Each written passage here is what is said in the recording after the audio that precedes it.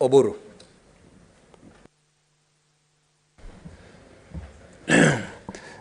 Thank you, Mr. Speaker, sir, for the opportunity.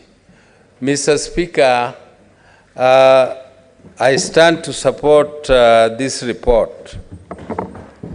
And Mr. Speaker, when I read the report and saw on page 11 the names of all the members of the special committee, Mr. Speaker, I thought that this was a bipartisan report, which included everybody.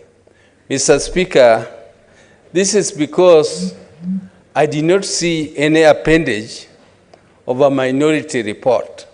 Because when a report is made and it is voted, and there is majority and there is minority, the cardinal principle of democracy is that the minority will have their say, but the majority will have their way. And Mr. Speaker, when the minority have their way, if you have very strong feelings against what the majority have passed, then you draw a minority report and attach to the report. But we did not see such. Mr. Speaker, it is very surprising that on the floor of the House, I see members now trying to drag us through who voted where. Mr. Speaker, really, how would we know? Because it is not in the report. Whether you voted this way or you voted, what we have seen is a report signed by all the 11 members of the committee.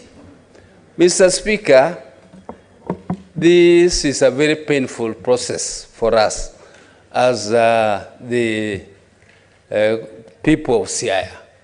Mr. Speaker, as a senator of Siaya, when these things started, it started as a joke. I thought that this was just a very small issue between the governor and his deputy. And this matter started coming into the public, but then it just grew bigger and bigger, and the deputy governor went haywire, making very, very many allegations, which of course were not proven. But it was very surprising, Mr. Speaker. I tried to intervene. As a senator, I would really not just sit by and watch the executive quarreling, which actually results into non-delivery of service or very, very sketched delivery of service by the executive to the people. Because our mandate is given or donated by the people of Siaya.